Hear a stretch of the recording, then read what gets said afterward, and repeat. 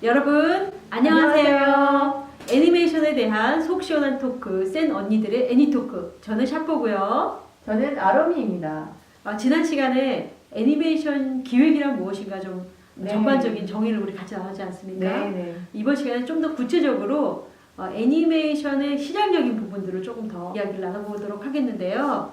네. 애니메이션 시장에 대한 지금 상황이 전반적으로 어떻게 설명될 수 있을까요?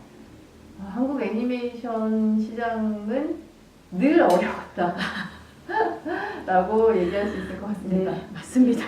가슴 아픈 이야기인데요. 네. 한 번도 한국 애니메이션 시장이 폭발적으로 네. 증가하고 했었던 적은 없는 것 같아요.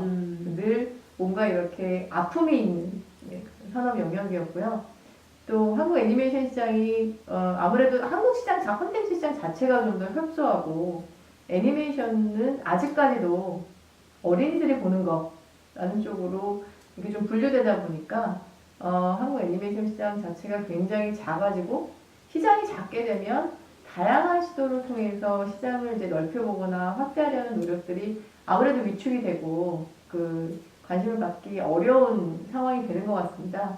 그리고 이제 진공의 시간에 뽀로로라는 유아물이 한 편 정도가 이제 좀 굉장히 히트하는 것들이 보여지면서 많은 애니메이션 기획자들, 제작사들, 스튜디오들이 영유아 애니메이션 쪽으로 혹은 완후가 팔릴 수 있는 어린이 애니메이션 쪽으로 많이 포커스가 되면서 상대적으로 다양한 기획이 싹트기에는 아주 어려운 시장이 아니었나라고 생각합니다. 애니메이션 기획이 질 좋은 작품과 또 폭발적인 시장을 형성하는 데 집중한 것보다는 약간 독특한 상업주의로 빠져가지고요. 어떤 상업적인 패턴에 따라서 완구와 머천다이징과 아니면 제작과 이렇게 투자가 이렇게 돌아갔던 것 같아요. 근데 그럼에도 불구하고 투자 여건이 점점 그게 좋아진다고 얘기는 하기 좀 어려운 그런 상황이 있는데, 그럼에도 불구하고 지속적으로 애니메이션이 또 제작이 되어 나오는 것이 참 놀라운 현상 아니겠습니까?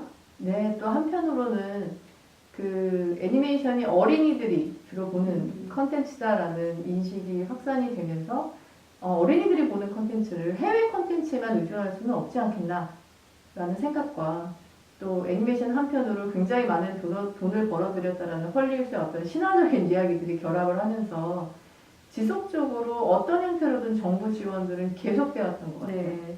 그러니까 사실 지금까지 한국 애니메이션 스튜디오가 나라 규모에 비해서는 굉장히 많은 편입니다. 많은 편이죠. 그리고 사실은 굉장히 다들 작죠. 이렇게 많은 애니메이션 스튜디오들이 존재하고 있었던 근간에는 지속적인 어떤 정부의 지원금, 그다음에 지원 프로젝트, 이런 것들이 버티고 있었다는 것을 무시할 수는 없을 것 같습니다. 네. 캐릭터 시장에 대한 그런 기대감 있죠. 캐릭터 시장, 맞습니다. 애니메이션 자체보다는 이제 캐릭터 시장이 벌어들일 그런 시장 수요에 대해서 기대하는 거였는데, 그렇다면 이런 투자 환경을 조금 더 바꿀 수 있는 그런 유통시장이나 이런 유통시장에 대한 변화는 어떻게 예측하고 계시나요? 그게 사실 이제 정말 유통의 어려움, 그 다음에 타겟팅의 확산의 어려움, 이런 부분들을 지금까지 계속 이렇게 안고 있었다라고 한다면, 저는 근데 지금은 조금 다른 유통과 플랫폼의 시대가 열리고 있다고 생각합니다. 네. 그게 저희가 주목해야 되는 OTT 플랫폼, 그러니까 넷플릭스 같은 네네네. 그런 IT 플랫폼들이 기존과는 굉장히 다른 시장을 열어가고 있는 것 같아요. 그래서 사실은 일본 애니메이션이 굉장히 큰 시장을 갖고 있지만, 작은 일본 애니메이션 스튜디오들은 그렇게 돈을 많이 벌고 있지 않거든요. 그렇지 않습니다. 네. 굉장히 어렵고, 네. 사실 리미티드 애니메이션이라는 게 제작비가 안 돼서 그렇죠. 디즈니처럼 풍부한 셀을 쓸 수가 없어서 오히려 그 한계를 가지고 새로운 연출들을 만든 거 아니겠습니까? 네. 근데 이제 넷플릭스 같은 경우는 일본 애니메이션들을 굉장히 많이 소싱을 해서 글로벌 플랫폼에 방영을 하는데, 90%가 일본 애니메이션이 일본 외의 지역에서 시청이 발생하고 있다라는 사실을 발견을 하고, 해외에서도 굉장히 높은 인지도를 갖고 있는 고전, 클래식한 애니메이션들을 발굴을 해서 리메이크하는 일에 착수를 하게 됩니다. 그래서 예를 들면 세인트 세이야, 이런 해외에 인기가 있는, 굉장히 인기가 있다고 해요. 이런 것들을 리메이크를 한다든지, 게임 원작으로 아니메 팬들을 다수 확보하고 있는 페이트라든지, 아니면 데빌맨, 이런 것들을 현대적으로 해석해가지고 론칭한 애니메이션들이 좋은 반응을 얻고 있습니다. 그래서 넷플릭스가 지불하는 돈이 그 일본 그 방송사들의 5배 이상의 돈을 지불하면서 그런가요? 네네. 대단하네요. 그래서 제작사로부터 네. 바로 제작사들은 넷플릭스에만 팔면 제작비가 바로 회수될 수 있는 지금까지 없었던 유통 구조를 갖게 되는 셈이죠. 그 2019년에는 울트라맨을 리메이크한다고 하고요. 20년에는 공각기동대를 또 새롭게 리메이크를 하는 등의 그 일본의 인기 있었던, 그러니까 사실 넷플릭스도 검증이 필요한 것이죠. 그렇죠. 얘를 수십억을 들여서 여러 가지 제작물을 하고 있는데 과연 인기가 있을까? 라는 부분에 넷플릭스는 철저하게 데이터 기반의 회사이기 때문에 그것들을 원작에서 혹은 글로벌 그 시청자들의 반응과 피드백에서 뽑아와서 철저하게 투자를 하고 있는 것 같습니다.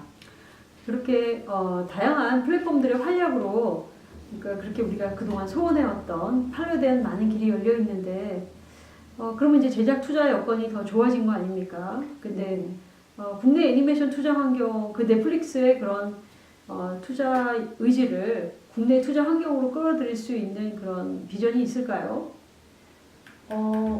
물론 있다라고는 생각하고 싶지만 또 상대적으로 그렇게 낙관적으로만 볼 수도 없다라고 저는 또 생각하는데 왜냐하면 한국 콘텐츠 중에 글로벌 관객이 있고 그 글로벌로 호응해주고 즐겨보는 시청자분들이 있는 콘텐츠는 여러분들이 생각해도 첫 번째 드라마 그렇죠. 그리고 K-팝 아이돌들이 나오는 예능 이런 것들이 사실은 한국 콘텐츠를 리딩하고 이끌고 있는 그룹이죠. 그래서 콘텐츠로서는 한국 안에서의 콘텐츠끼리의 경쟁력을 봤을 때 1순위에 있기는 쉽지는 않다. 그러나 한편으로는 사실 OTT 플랫폼들이 아무도 공식적으로는 얘기하고 있지 않지만 OTT 플랫폼의 그 긴 시청 시간을 끄집어주는 굉장히 중요한 타깃 중에 한 명이 또 키즈 타깃이라는 얘기를 네. 많이 합니다. 네, 그들이 반복적으로 특히 네, 애니메이션 같은 네. 것들을 시청해주기 때문에 그것들이 OTT 플랫폼에는 굉장히 많은 힘이 되고 그래서 사실 한국 애니메이션도 몇 편이 이미 진출해 있고요. 그 진출함과 동시에 사실 이제 오리지널로 넷플릭스에 들어갈 수 있다면 제작비 전체를 바로 회수하고 글로벌 고객에게 컨텐츠를 보일 수 있는 굉장히 좋은 기회가 되는 것이죠. 그러나 그만큼의 높은 비용과 기회가 주어진 만큼 아주 엄격하게 데이터를 통해서 그 작품들을 사야 할지 아닐지를 결정하는 거대 플랫폼이기 때문에 오히려 굉장히 큰 제작사에게 더 유리한 그런 힘든 싸움이 될 수도 있는 두 가지 측면이 있지 않을까라는 어떤 그러면 또 방법으로 앞으로의 그 애니메이션 기획과 좀 새로워진 애니메이션들을 만들 수 있는 것들을 뚫어볼 수 있을까요?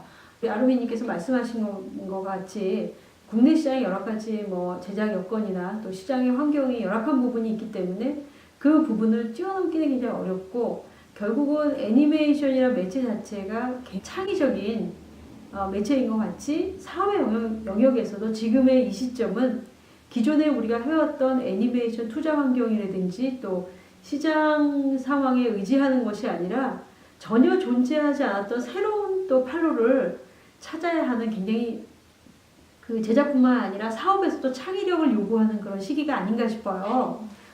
우리나라 애니메이션의 기획이 꼭 국내에만 머무를 필요가 있는가? 예를 들면은 일본의 경쟁력 있는 컨텐츠를 우리가 가져와서 새로 재제작할 수 있는가? 아니면 우리가 알지 못하는 제3세계의 좋은 컨텐츠들을 우리가 애니메이션으로 새로운 소재로 선택해서 그런 어떤 우리나라가 가지고 있는 어떤 한계를 뛰어넘을 수 있는 그런 여지가 있는가라는 것들도 물어보게 되네요. 그죠? 네. 사실 애니메이션은 더빙만 하면 어느 나라의 컨텐츠인지 가장 알 수 없는 그게 애니메이션의 또 그래서 역설적으로 네. 글로벌 확장하기에 가장 좋지만 그렇다고 해서 또 글로벌이라는 외피안을 이것저것을 이렇게 마구 섞는다고 해서 않죠. 재밌어지는 건 아닌 그런 이제 어려움과 가능성이 동시에 있는 콘텐츠인 것 같아요. 네. 근데 지금부터는 또 유통이 굉장히 올해 또 디즈니 플러스도 론칭을 선언했고 그렇죠. 애플도 다양한 그 콘텐츠 플랫폼을 선언했기 때문에 굉장히 많은 글로벌 플랫폼들이 각축전을 벌이는 사이에서 컨텐츠 제작을 하는 사람들은 전혀 새로운 기회들이 열릴 수 있다라는 그 점에 좀 더 주목을 하고 그런 부분에서 좀 더 도전적인 기획 이런 것들이 많이 나오기를 애니메이션 팬의 한 사람으로서 지금까지 그 시장과 기획 이 두 가지 측면 그리고 굉장히 변해가는 유통이 애니메이션 기획에 주는 도전과 기획을 간략하게 한번 저희가 같이 살펴봤는데요. 자, 다음 시간에서부터는 이런 브로드한 기획의 정의보다는 저희가 애니메이션 한 편을 자, 처음 기획부터 제작까지 한번 들어가 본다라는 관점으로 기획을 이루고 있는 요소들에 대해서 조금 더 구체적으로 쭉 살펴보도록 하겠습니다. 지금까지 애니메이션에 대한 속 시원한 토크, 센 언니들의 애니토크. 저는 아롬이었고요. 저는 샤프였습니다. 감사합니다.